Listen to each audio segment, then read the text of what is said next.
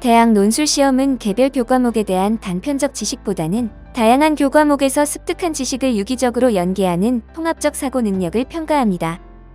경영 경제 계열 논술시험을 대비하기 위해서는 경제에 대한 기본적인 지식뿐만 아니라 이를 유기적으로 연계하는 능력이 중요합니다. 대학 논술을 위하여 알아야 할 경제 지식 100가지는 그동안 주요 대학 논술 시험에서 출제된 내용을 기초로 하여 만화로 보는 맨큐의 경제학의 경제 지식을 설명함으로써 경제적 사건을 경제학적으로 체계적이고 통합적으로 사고하는 능력을 키워줄 것입니다.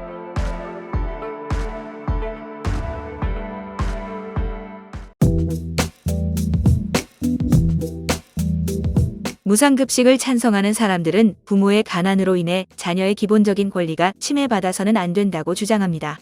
무상급식을 통해 결식아동 문제를 원천적으로 해소할 수 있으며 결식아동에 대한 보호는 사회의 우선적 책무이기 때문입니다.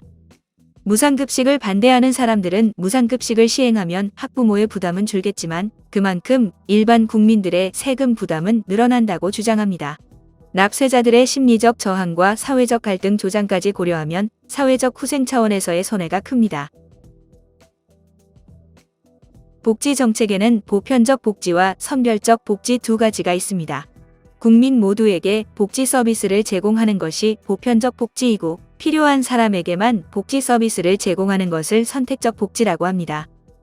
선별적 복지는 저소득 계층과 같이 도움이 필요한 사람들을 선별하여 그들에게만 제한적으로 복지 서비스를 제공하는 것입니다. 모든 사람에게 복지 서비스가 제공되는 것이 아니라 선별된 이들에게만 제공되기 때문에 상대적으로 비용이 적게 들어 효율성은 높다는 장점이 있는 반면 특정인에 대한 낙인이 찍힐 수 있고 형평성은 낮다는 단점이 있습니다. 보편적 복지는 국민이라면 누구나 누릴 수 있는 권리로 형평성이 높고 국민이 어려움에 처한 상황이 되어서야 조치를 취하는 것이 아니라 어떤 어려움이 닥치기 전에 예방할 수 있는 장점이 있습니다. 그러나 도움이 필요하지 않은 사람들에게도 동일한 혜택을 제공하기 때문에 효율성은 낮고 비용이 많이 듭니다. 우리나라의 학생 무상급식 제도는 전 학생들 대상으로 하고 있기 때문에 보편적 복지입니다.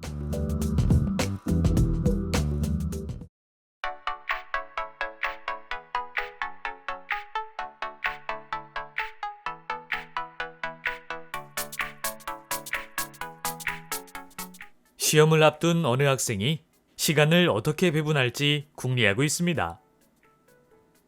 이 학생은 모든 시간을 경제학을 공부하는데 또는 심리학에 쓸 수 있습니다. 여기서 분명한 것은 한 과목을 공부하기 위해 사용하는 시간은 다른 과목을 공부하는 데 사용하거나 낮잠을 자거나 TV를 보거나 자전거를 타거나 아르바이트를 할 수도 있는 시간이라는 사실입니다. 어느 부부가 가계 수입을 어떻게 써야 할지 생각하고 있네요. 부부는 가계 수입으로 음식이나 옷을 살 수도 있고 가족여행을 떠날 수도 있습니다. 그리고 미래를 위해 저축을 할 수도 있죠. 가계도 어느 한 곳에 돈을 더 쓴다면 그만큼 다른 용도에 쓸 돈이 줄어들기 마련입니다. 사회적으로 깨끗한 환경과 소득 증가 간의 선택도 생각해 볼 수 있죠.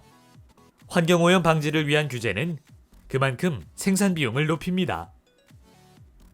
증가된 생산비는 경제 주체들에게 영향을 미치게 되죠.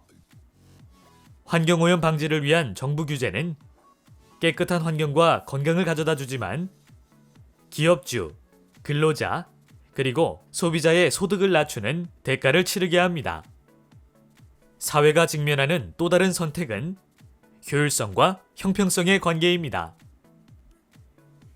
효율성이란 희소한 자원으로 최대한의 효과를 얻는 것입니다.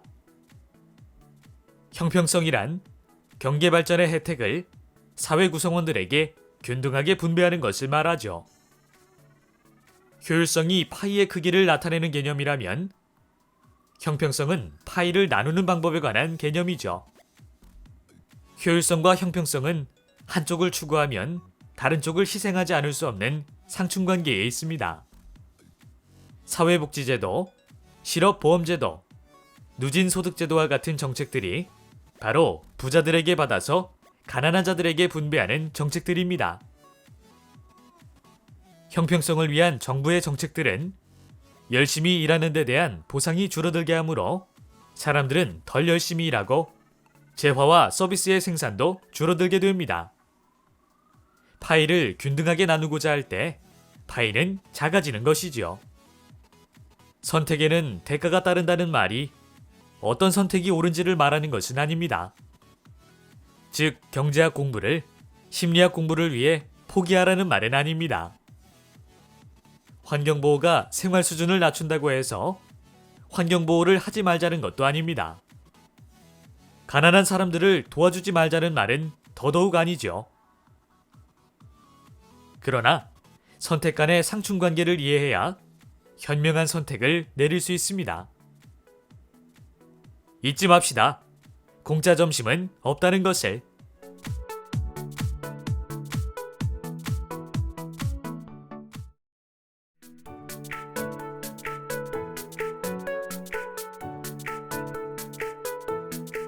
이 말은 탄스타플이라는 약어로 회자될 정도로 유명하죠. 미국 서부 개척시대 술집에서 술을 일정량 이상 마시는 손님에게 공짜 점심을 주던 데서 유래한 말입니다. 하지만 공짜로 제공되는 것처럼 보이는 점심값은 이미 술값에 포함되어 있음을 모르는 사람은 없습니다. 공짜 점심의 대가는 상대적으로 비싸게 치러야 하는 술값이었던 셈이죠. 또 술집은 서비스 차원에서 안주를 공짜로 주는 경우가 많습니다. 손님이 서비스 안주로 인해 술을 더 마실 가능성이 커지기 때문이죠. 물을 돈 받고 파는 술집도 있습니다. 손님이 물을 마시면 비싼 술을 마실 가능성이 줄어들기 때문입니다. 술과 안주는 보완제인 반면 술과 물은 대체제이기 때문이죠. 동시에 소비할 때 효용이 증가하는 것을 보완제라고 합니다.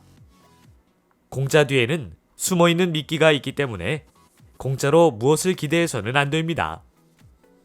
공짜 치즈는 쥐덫에만 놓여있다 라는 러시아 속담이 있듯이 공짜를 조심해야 한다는 것은 만고불변의 진리입니다.